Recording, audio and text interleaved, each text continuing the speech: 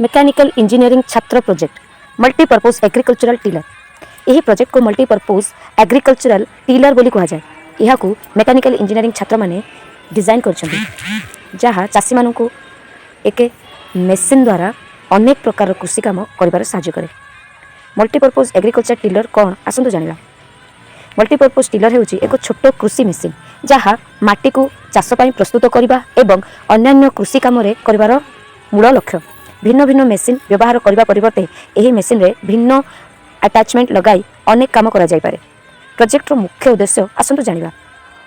यही प्रोजेक्टर मुख्य उद्देश्य होउची चाष काम मानव श्रम कमाइबा एवं कम खर्च रे अधिक काम करि पारथबा एही मेसीन टी तैयारी करा जायछि। मेसीन रो प्रमुख अंश होउची फ्रेम जाको चेसिस बोली कहा जाए।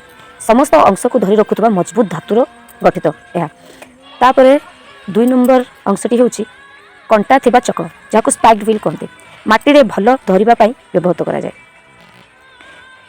तृतीय नंबर अंशटी होउची इलेक्ट्रिक मोटर जाको इंजिन भी कहा जाए। मेसीन को शक्ति देता है जहाँद्वारा मेसीन टी चालू होता है किंबा गोटे स्थान अन्य स्थान को गतिमान मूव करता है।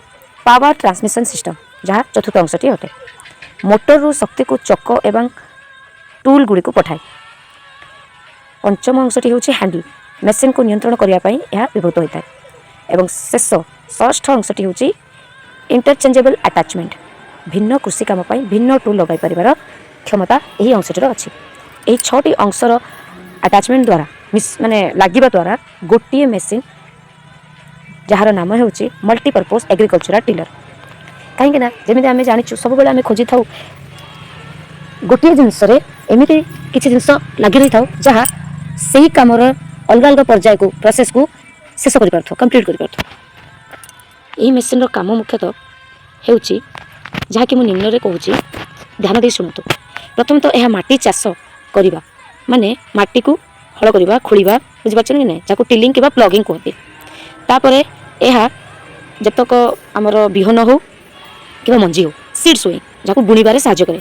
तापर कीटनाशक छिंचाइबा पेस्टिसाइड स्प्रेइंग जदि कीटनाशक औषध आम छिंचबुनि तेज फसल नष्ट हो कारण होता है। तेणु यही मेसीन कीटनाशक औषध को भी छिंचाइबार हेल्प करे जहाँ पेस्टिसाइड स्प्रेइंग बोली कहते। पानी पंप करवा किंबा सिंचाइबा सहयोग करवा माने जमी आम कीटनाशक औषध को यही मेसीन रे जो अंश गुड़िक अटैच होती है तार सहयोग आम सिंचाइबा से पानी को भी सिंचाई हम। पंप भी कर मोटर जड़ित मोटर अच्छी पाइप फिटिंग करदे यही मेसीन द्वारा आम जो पानी आवश्यक सेठारे आम पानी पंप करके पानी जोगाई पारिबा उत्तम चाष काम करिवार प्रणाली आसन जानिबा। यही मल्टीपर्पज टिलर रो कामर प्रणाली केमिति। Machine T mechanical power transmission नीति रे काम करे। मेकानिकल पावर ट्रांसमिशन माने गोटे पावर रु गोटे एनर्जी रो गोटे एनर्जी को ट्रांसफर करथुवा जेहेतु एथरे मेसीन जड़ित मोटर फिटिंग अछि तो याकू मेकानिकल पावर ट्रांसफर यांत्रिक शक्ति ट्रांसमिशन रूप में याकू जानता। मोटर चालू हेले रोटेशनल मोशन घूर्णन गति मोटर माने मोटर टी चालू हो जो रोटेशनल मोशन जहाँ घूर्णन गति बोली कहा जाए ताहा उत्पन्न हुए। यही शक्ति साफ्ट किंबा चेन ड्राइव द्वारा चक बुलता है माने एबे पावर जनरेट होगा आमर कौन दरकार साफ्ट किंबा से जो चकटी लगी सेटा बुलिले ही मोटरटी आरंभ हो चालू हो। टिलिंग ब्लेड को भी पहुँचाए जहाँ ट्रांसमिशन गोटे शक्ति यांत्रिक आरंभ हो पावर ट्रांसमिट हो टिलिंग ब्लेड आड़ को जाए जहाँ को हल कर माटी खोदन कर हेल्प करे। तापर चक घूरवा सहित माटी को ढिला करी चाष पाई प्रस्तुत करे। चाष काम मानव श्रम कमाई थाए यही प्रोजेक्टर मुख्य लक्ष्य जहाँ चाषी को लाभ प्रदान कर यह समय और खर्च बचाई थाए। छोट चाषी मान उपयुक्त एक मेसीन रे अनेक काम कर जो सुलभ आधुनिक एवं सस्ता कृषि प्रणाली को यह समर्थन भी करे।